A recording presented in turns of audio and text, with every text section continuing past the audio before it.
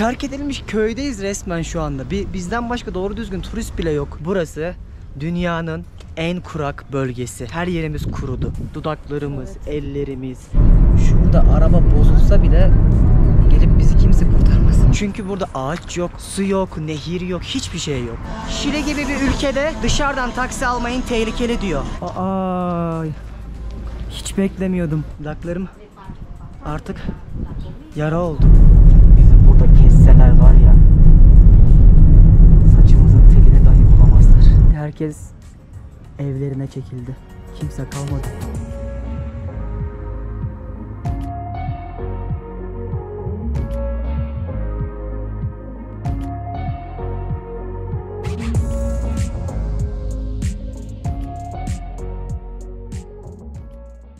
Herkese merhabalar. Ben Deniz Pehlivan. Sizlere şu anda Şili'nin nerede olduğumuzu unuttum ben ya.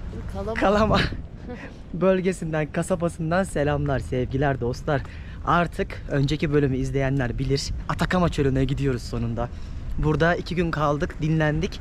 Şimdi San Pedro Atacama adındaki çölün girişindeki bir kasabaya gidiyoruz. Oradan tura katılacağız. Gece konaklamalı bir bölge zaten orası, köy. O ertesi günde bir tura katılacağız ve çölü beraber gezeceğiz. Önceki bölümde söylediğim gibi burası dünyanın en kurak bölgesi. 400 gün boyunca hiç yağış almayan bir yer. Hatta biz buraya gelmeden önce o kadar çok araştırma yaptık ki ikimiz de aynı rüyayı görmüşüz Nesibe'de. Evet ya, bu gece ikimiz de bu bölgeye yağmur yağdığını gördük. Neden? Çünkü niye böyle bir rüya gördük? Her yerimiz kurudu. Dudaklarımız, evet, ellerimiz, hiç nem yok burada. Yani daha ilk gün geldik, hemen direkt Nesibe'nin bütün yüzü kurudu. Parmaklarım falan hep böyle bakın kurumuş şekilde. Ama işte o yüzden nem olmadığı için de muhtemelen hava çok berrak burada. Şöyle yola çıktık, şimdi otobüse binmeye gidiyoruz. Cam gibi bir havası var. Çölün ortasında hayat böyle. Tek katlı evler. Şuraya bastım ama şeklinde. Hiç yağmurun yağmadığını zaten görüyorsunuz abi, yani hissediyorsunuz toprağından havasına kadar. Karşıda çok büyük böyle yüksek tepeler var, kurak dağlar her yer. Buralara neden geldiniz, nasıl yerleştiniz bilmiyorum ama şöyle bir olayı var. Eskiden burası 1800'lü yıllarda Bolivya'nınmış. Sonra savaştan sonra Şili'nin olmuş. 200-300 yıldan beri de yaşam varmış burada. Yani insan burada nasıl yaşar, niye yaşar bilmiyorum. Çünkü burada ağaç yok, su yok, nehir yok, hiçbir şey yok. Bildiğiniz hiçliğin ortasındayız ki NASA birçok ay ve Mars'ta kullanacağı makinelerin testini de burada yapıyormuş. Bu çölün ortasında. Yarın gittiğimizde zaten orayı da görürüz. Şimdi otobüs biletini alırsak bir sağlam bir şekilde 1 saatlik yolculuğumuz var. Buradaki böyle trafik işaretleri, yollar falan bana hep Amerikanvari geldi. Sanki böyle Amerikan filmlerinin içindeymişim gibi. Zaten mekanların çoğunda da İngilizce müzik dinliyorlar. Dili bilmediğimiz için doğru düzgün hiçbir şey anlayamıyoruz. Böyle büyük de bir terminal yok. Şöyle küçücük bir yerdeyiz. Şu ofisler olsa gerek. Dolmuşlarla gidiliyor diye biliyorum. Terk edilmiş köydeyiz resmen şu anda. Bizden başka doğru düzgün turist bile yok. Ve lafta buranın turistik rotalarından birine gidiyoruz ama o oraya yönlendiriyor, o oraya. Yemin ederim bizden başka bir tane turist yok. Tam böyle lokal mahallelere geldik. Hala otobüs durağını bulamadık. 3 sokak ileride dediler. İnsan ne işiniz var sizin burada demeden edemiyor kendini ama işte merak. Başımıza bir gün şu meraktan bir şey gelecek de. Hayırlısı olsun. Hermano, how can I go to San Pedro Atacama bus? You can take here bus, but I think it's too late. You know, I don't know if it's later. Yes. Oha, İngilizce konuşan biri var. Çölün ortasında. Aa, ben şok. Kapandı diyor, neyse. Pazar diye mi? Pazar günü. Çantayı bir kere daha açtık, şu an enerji. Artık 7. aydayız dünya turunda. Sinirler gerilmeye başladı. Bittik. Geçmiş olsun. Kapalı.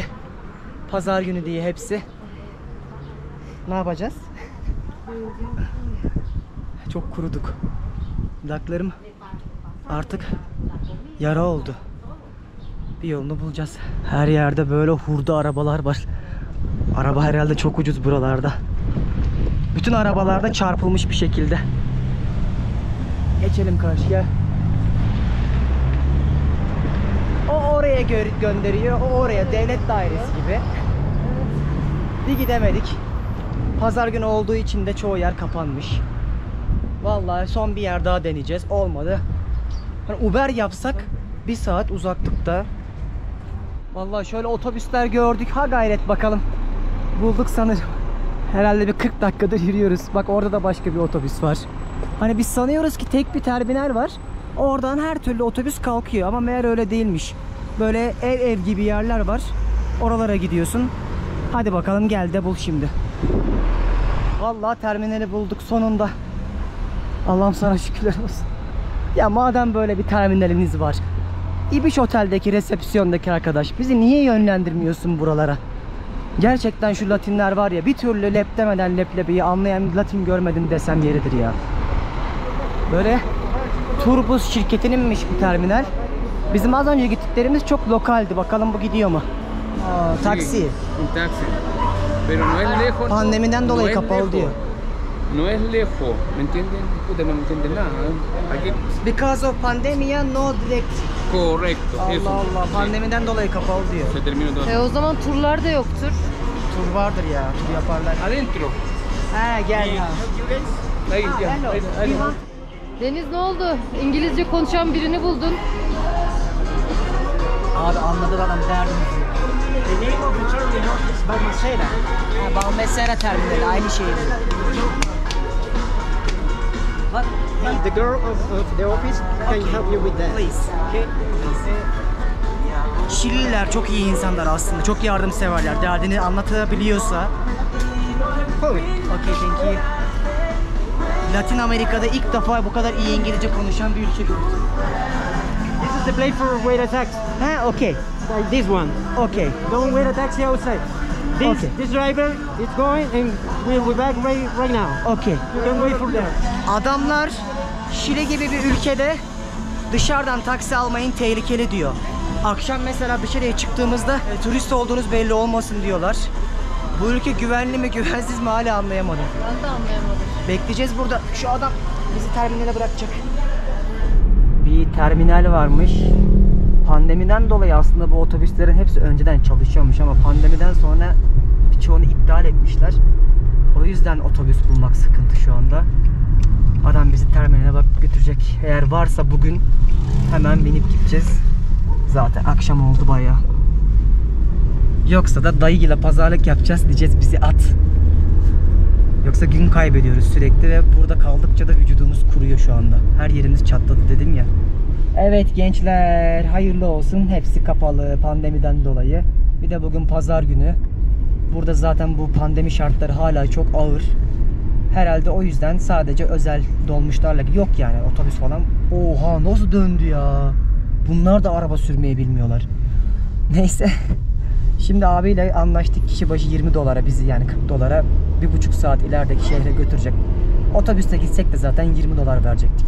Niye bu kadar uyguna yaptı anlamadım. Yol manzaralarını izleye San Pedro de Atacama şehrine gidip çöl manzarasını göreceğiz. Hadi bakalım, tabelamız göründü. San Pedro de Atacama'ya. Böyle şimdi çölün içinden hiçbir yeşillik görmeden 1,5 saat yol alacağız. Gün batımı da başladı, güzel olacak. Hiçbir yaşam belirtisi yok. Her yerde rüzgar türbinleri var. Etrafta bir tane ne ev, ne dükkan, ne benzin istasyonu, hiçbir şey yok. Resmen hiçliğin ortasındayız. Yani şurada araba bozulsa bile gelip bizi kimse kurtarmasın. Enteresan bir coğrafyadayız gerçekten. Her zorluğa değecektir sonunda. Muhteşem bir anı biriktireceğimize eminim. 80 kilometre kaldı. Şu anda resmen Mars'taymışım gibi hissediyorum. NASA'nın dünyaya gönderdiği o araçtan fotoğraflar var ya. Burada da testlerini yapmışlar zaten. Gerçekten çok enteresan bir coğrafya.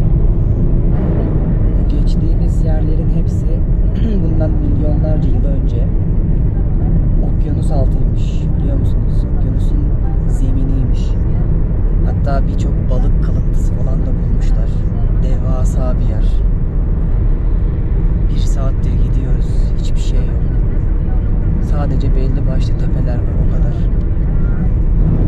Harika bir gün batımı manzarası oluyor. Böyle pembe, mor, beyaz, sarı, hepsinin yansımasını görebiliyorsunuz.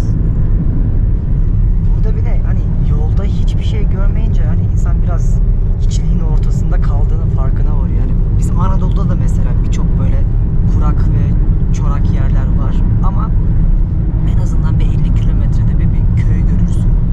Bir traktör görürsün. Ne bileyim bir restoran görürsün. Burada hiçbir şey yok. Hiçbir şey. O yüzden resmen böyle filmlerdeki gibi ıssız bir yere düşmüşüz gibi hissediyor insan. Bizi burada kesseler var ya, saçımızın telini dahi bulamazlar. Şuraları görüyor musunuz? Canlısı da o kadar güzel ki yani GoPro'dan bu kadar oluyor. Çok farklı bir yere geldik. Burası bile olabilir. Vallahi bilmiyorum ki. Bizi bir yere attı abi. Deniz çantan orada ama. Bir şey olmaz ya. Kalacak yerimiz yok. İnternet de çekmiyor. En yakın hostelin önüne bıraktı. Önce dedik bir odaları görelim. Böyle havuzu var ama full kum. Takdir edersiniz, şu an zaten çölün ortasındayız. Odalardan biri mi? Ben baktım, puanı falan da güzeldi. Temizdi de neyse. Aa güzel. Duş tuvaleti var mı? Baştan sona her şeyi gösterdim videoda. Vallahi duş tuvaleti şeyden daha güzel. Aa vallahi Altın güzel. otelden. Hadi gel pazarlık yapalım. Evet, otelden çıktık. Geldiğimiz yeri göstereyim size. Her yer kum. Çölün ortasındayız. Hiçbir şey yok. Yemek yemeye gidiyoruz. Açlıktan öldük. Çok zor oldu buraya gelmek. Meşakkatliydi. Ama bir hayalin peşinde ekibi asla Yılmadı. mücadeleyi bırakmaz. Çok sakin bir yere geldik. Havası buz. Gündüz ne kadar sıcak. Gece de bildiğiniz çöl havası olduğundan dolayı buz Sizlerde. gibi. Şöyle bir muhitte şimdi yemek yiyeceğiz. Ya biz buraya gelmeden önce acaba nasıl bir yer olur, sakin midir, bir gideceğimiz yerde bir şey bulabilir miydik diyorduk ama bildiğiniz gayet canavar bir turizm var burada. Şu sokağa bakın. Aa, hiç beklemiyordum. Bu nasıl çöl? Her yerde restoranlar, acentalar, içeride canlı müziklerine kadar. Şuraya bak.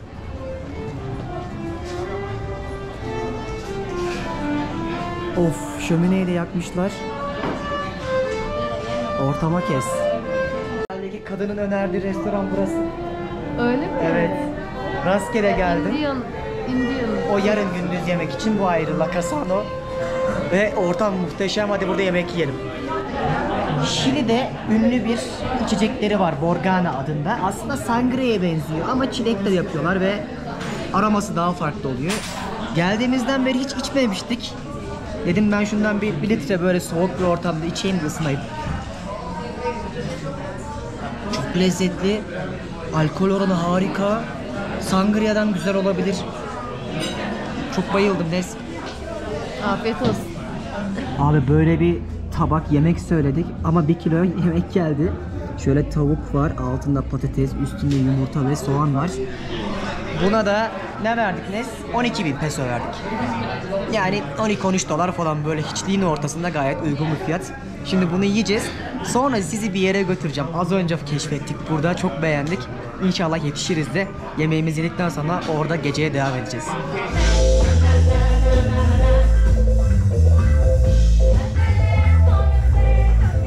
Ateşi yakmışlar.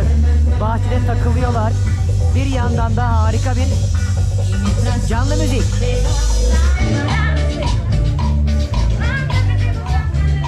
Ateşi yakmışlar. Kuzuyu dikmişler. Arjantin'deki gibi Şili'de de yine bu tarzda et pişiriyorlar. Bir yandan ısınıyorlar, bir yandan müzik, bir yandan çöl havası. Hiç beklediğimiz gibi bir yer çıkmadı. 10 numara keyifli çıktı. Bir sessiz sakin bir akşam olur, yatarız erkenden diyorduk. Meğer çölün ortasında bile turizm varmış. Sadece yemekten sonra 1 saat geçti. Herkes evlerine çekildi. Kimse kalmadı. Ve saat daha 10.30 falan. Biz de artık otelimize gidiyoruz. Hava da soğumaya başladı. Bayağı Buz oldu. Bu bölümü de böyle kapatalım. Sonraki bölümde artık çöl deneyimimiz başlasın. Meşakkatli yerler, pahalı yerler, gelmesi kolay değil. Amerikalılar ve Şili'nin zenginleri turizm konusunda burayı zenginleştirdiği için fiyatlar çok yüksek. Hatta az önce birkaç otel baktık böyle. Hani o neler var şehirde diye. Gecelik $700'dı. Bir gece kalma ve kahvaltı arkadaşlar. $700. O yüzden videoyu beğenip yorum yapmayı unutmayın. Bu videonun parası çıksın. Şaka maka. Bayağı yorulduk. Sesimizden de anlıyorsunuzdur. Sonraki bölümde inşallah görüşürüz. Şimdilik Atakama çölünden selamlar. Sonraki bölümde keşfimize devam ederiz. Bay bay.